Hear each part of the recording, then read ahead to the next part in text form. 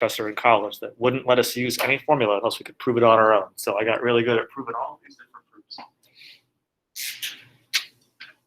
So I have a function, h of x equals f of x divided by g of x. One function on top divided by another function on bottom. I want to use the limit definition, limit as h goes to 0, of f of x plus h minus f of x all divided by h to derive this formula, or h prime of x, the derivative of f of x divided by g of x.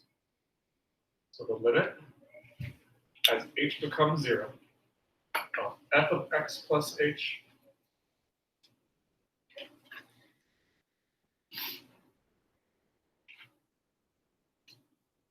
divided by g of x plus h minus f of x over g of x divided by h.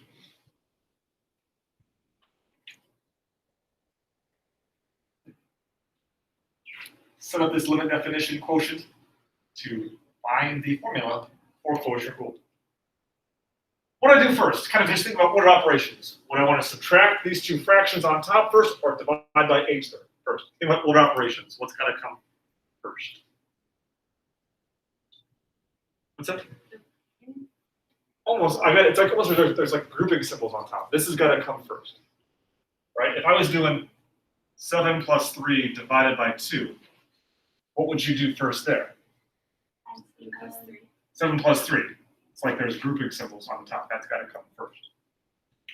So in order to subtract these two fractions, I have to find a common denominator, which is just these two denominators put together. The first ratio needs the g of x to have the common denominator.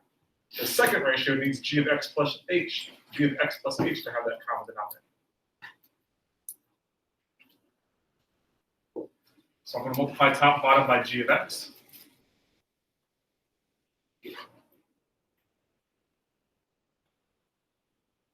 And this next fraction needs top and bottom multiplied by g of x plus h.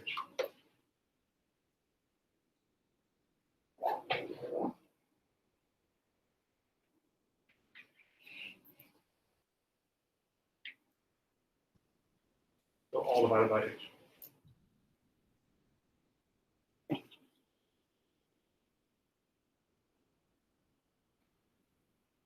All right, let's see if we can't get a couple things done here. I'm going to combine these two. I'm going to subtract them because now they have a common denominator.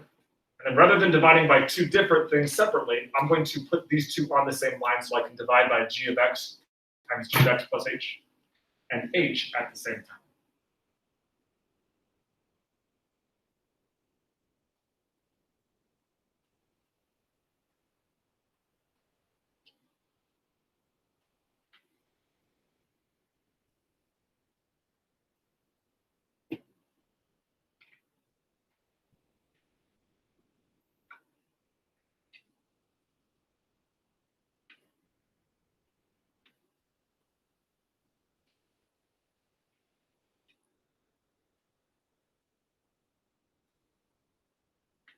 In our product rule limit definition example from yesterday, I had to add and subtract by some value in order to kind of get this to start simplifying, producing the correct formula.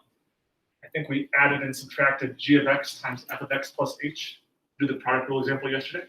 I'm going to add and subtract f of x times g of x here to start getting a formula for the quotient rule. I'm also going to factor out g of x plus h.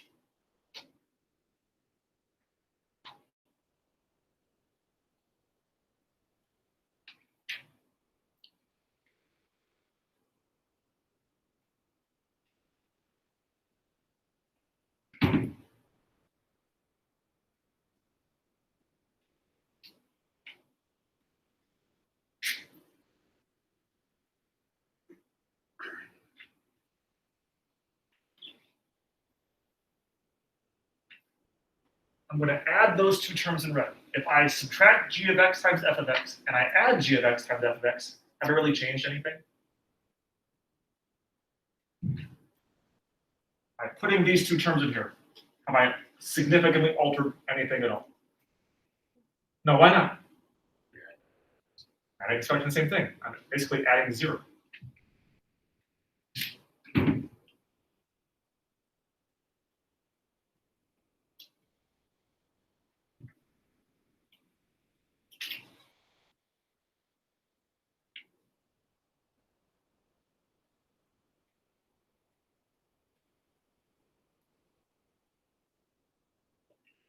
Okay. Now I've got 4 terms listed from here to here. Let's kind of group them and factor. In those first 2 terms, what common factor exists that I could factor out? G of x.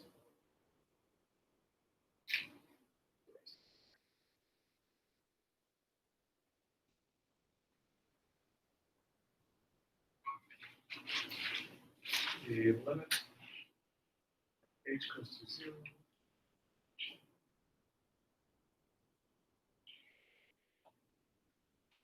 So I'm going to factor out g of x,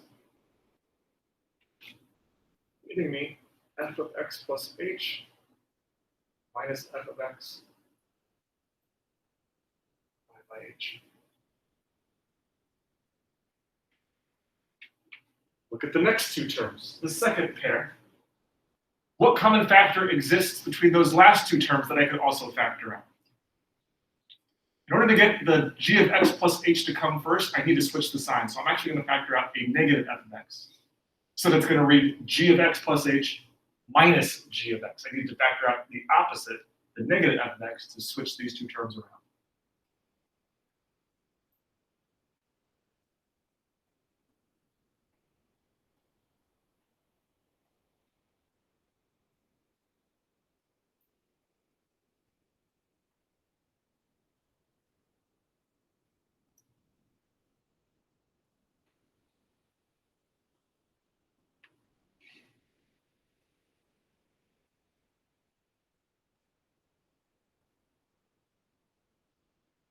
Now, we're ready to take the limit. I'm going to let h become 0. As h becomes 0s, g of x stays g of x. H has no impact on this g of x term right here. As h goes to 0, g of x plus h becomes g of x plus 0. So it's really just g of x again. G of x times g of x is 1 over g of x. As h goes to 0, these 2 become the same thing because I've got x plus 0 right here. G of x times g of x is the same thing, g of x squared. Times g of x stays g of x because h going to 0 has no impact on this term. As h goes to 0, this is notation for what? F of x plus h minus f of x all divided by h. That's the derivative of what? What function? As h goes to 0, isn't this just the derivative of f?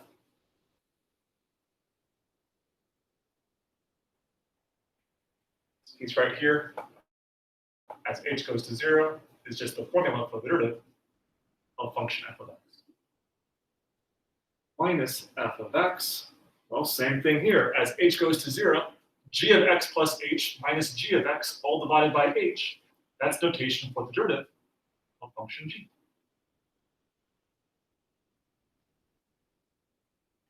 So altogether, I multiply those 2 terms. I'll have g of x squared on the bottom. G of x times f prime of x minus f of x times g prime of x.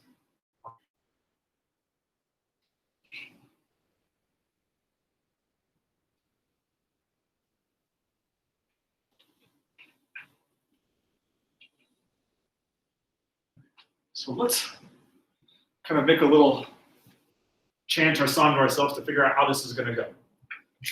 I've got 2 functions, a top and a bottom. I'm going to call f of x the high function because it's on top, and g of x the low function because it's on bottom. Let's write this equation in terms of I for f of x and low for g of x. So g of x would be low times f prime of x, that's the derivative the high function. Low d high minus f of x, that's the high function, on top, times d low. G prime of x is the derivative of the function on bottom, the low function. All divided by g of x, the low function, squared. Whenever I have to do quotient rule, I sing that formula to myself, just like I sing the formula for product rule to myself. Low d high minus high d low, all over low squared. My math teacher in high school called this the Heidi rule. Heidi. Low d high minus high d low, all over low squared.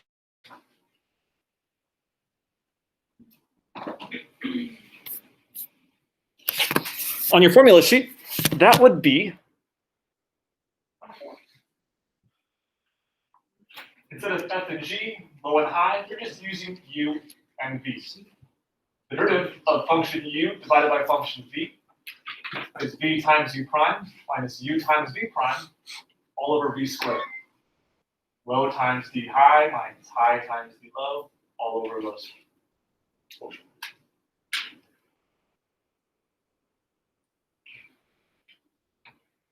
3 was the product rule, 4 is the quotient rule.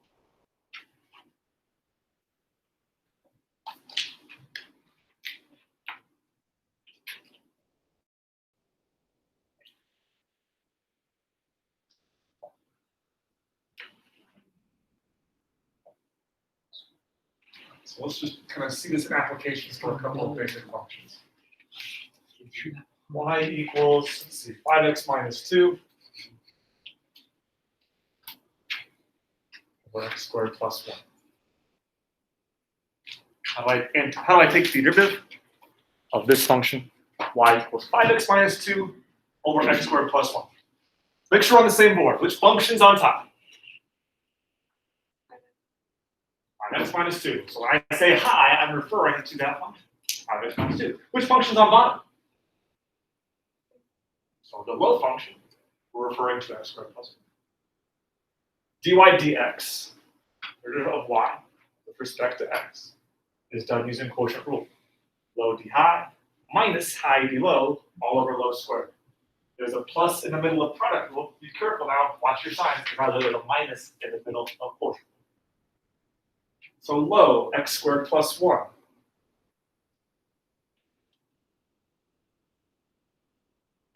times d high. Low d high. What is d of 5x minus 2? What is the derivative of the top? 5. Minus, I did low d high. Now I subtract the high times d low. I'm going to recopy the function on top, the high function, 5x minus 2,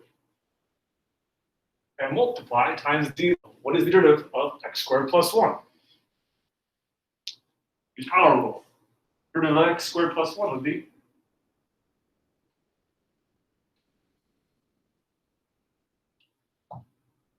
the bottom function times the derivative of the top minus the top function times the derivative of the bottom. Using that rule we proved over there using limit definition. All divided by low squared. So quantity x squared plus 1 squared.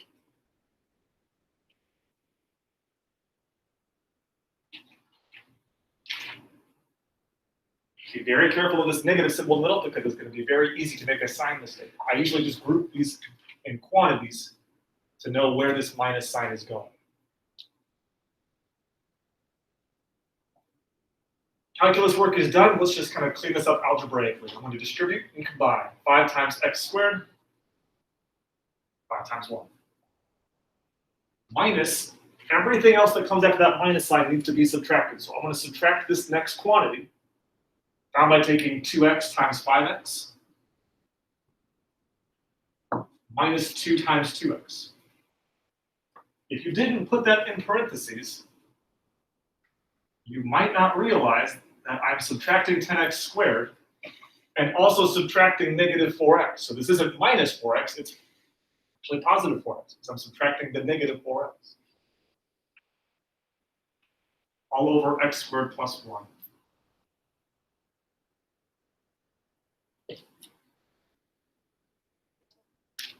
typically you don't really do a whole lot of work with that bottom portion. Leave it in factored form. So x squared plus 1 squared. If you want to expand it out, fine. I don't usually do that.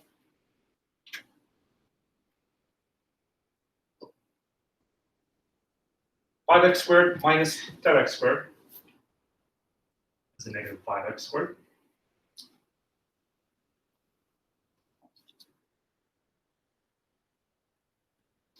And I have minus negative 4x or positive 4x plus 5.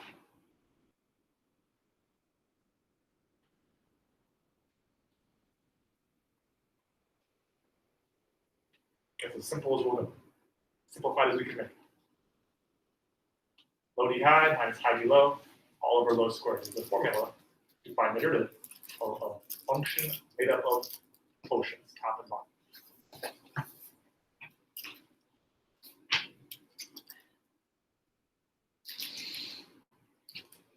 Any thoughts, problems, questions there?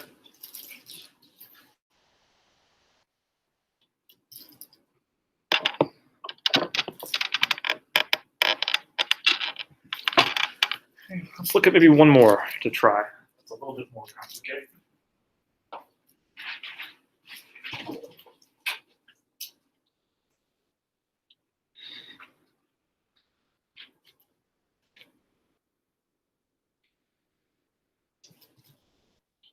Root x over 4x plus 3.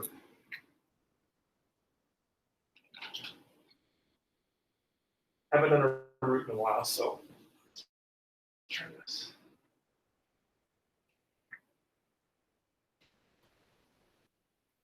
Why do we use quotient rule?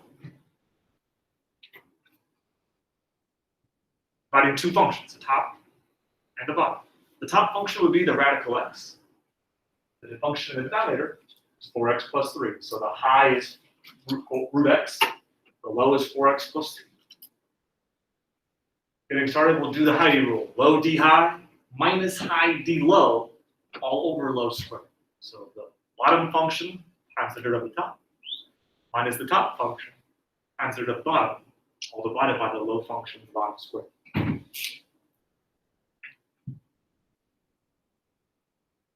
So low 4x plus 3 times d high. Think of the square root of x as x to what power? What's the square root of x as an exponent? So if I use this as x to the 1/2, I can use power rule to find its derivative. So bring down the 1/2 times x2. I need to take 1 away from the old exponent. What's 1 less than 1/2? It's going to go negative. Negative 1/2. Low times d high. The bottom times the derivative of the top. Minus the top. We're going to write that as x to the 1/2 or the square root of x. That would be fine. Take the top times the derivative of the bottom. Take the high times the derivative of the low. Top times the derivative of the bottom would be derivative of the bottom. 4. Low d high minus high d low all over r d 4x plus 3.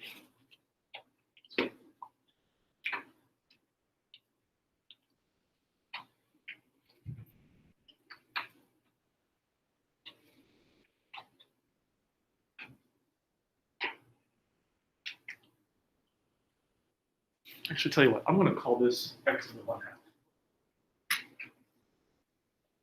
Just to keep it consistent.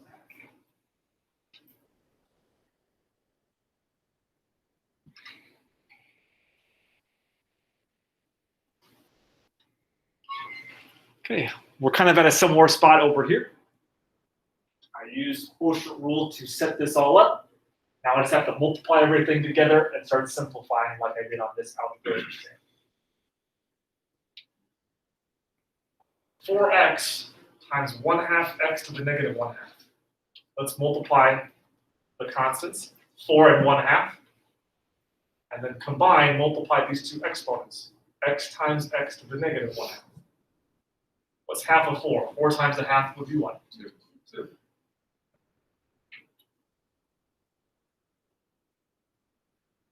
When I take x to the first times x to the negative 1/2, when I multiply exponents, what do I do to the powers? Add. Like x squared times x to the third would be x to the fifth, because 2 plus 3 is 5. X to the first times x to the negative 1/2 is x to the positive 1/2, because 1 and negative 1/2 add up to positive 1/2. Take 3 times a half. It's 3 halves. 3 times a half, and I also need the x to the negative 1/2.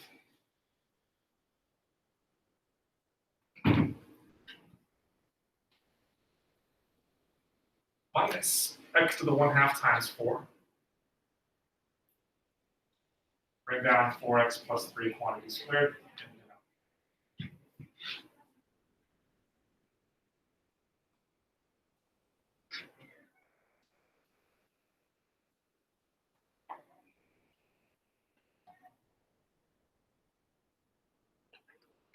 Okay, we multiplied. Can I simplify? Can I start combining anything? Make it a little bit simpler.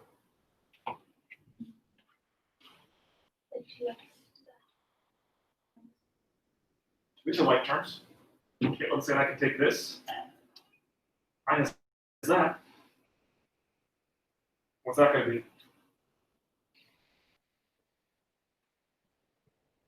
Negative 2x to the 1/2, or negative 2 root x. I also see a negative exponent. I don't like that. We do with the negative exponent to make it back into a positive exponent. Denominator.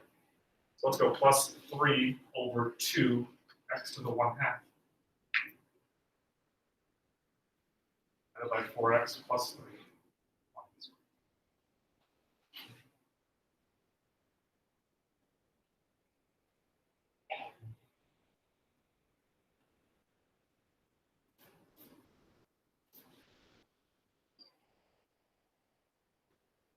See, one more thing that I really have some concerns with, that needs a little bit more work. Kind of weird to have a fraction within a fraction. I've got this fraction on top inside of the whole function, which is also another fraction. Which is kind of messy. How do I get rid of this fraction? How can I get rid of dividing by 2 times x to the 1/2? By what? 2x to the 1/2. If I multiply that term times an extra 2x to the 1/2,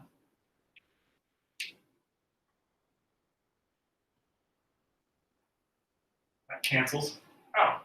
I'm multiplying everything. I'm multiplying and dividing by the same thing. I also need to do the same thing to this other term on top, as well as this term on bottom, just to make sure I've multiplied everything by the same value to keep my ratio balanced.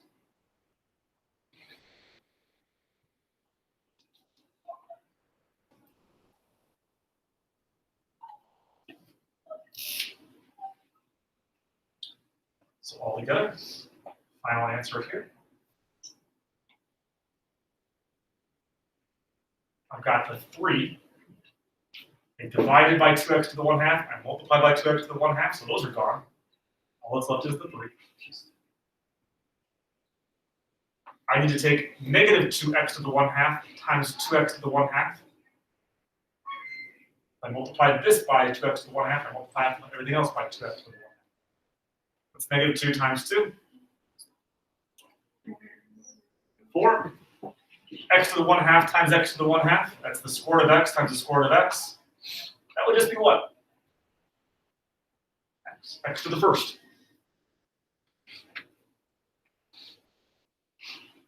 Over 2 root x quantity 4x plus 3.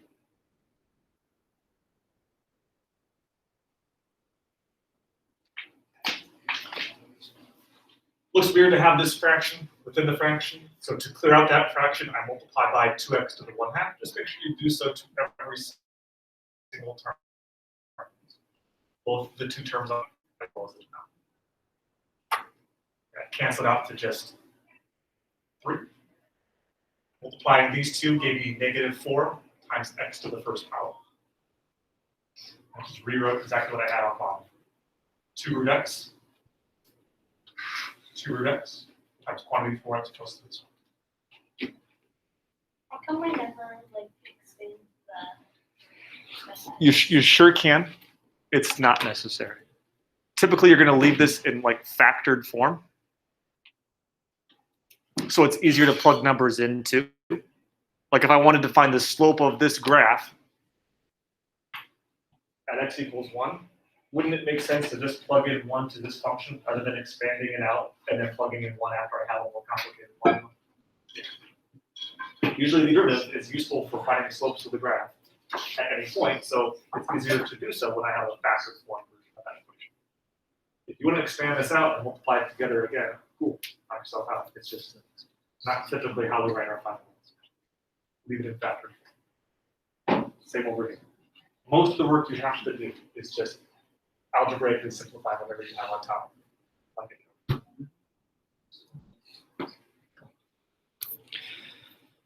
right, let's pull up some more practice.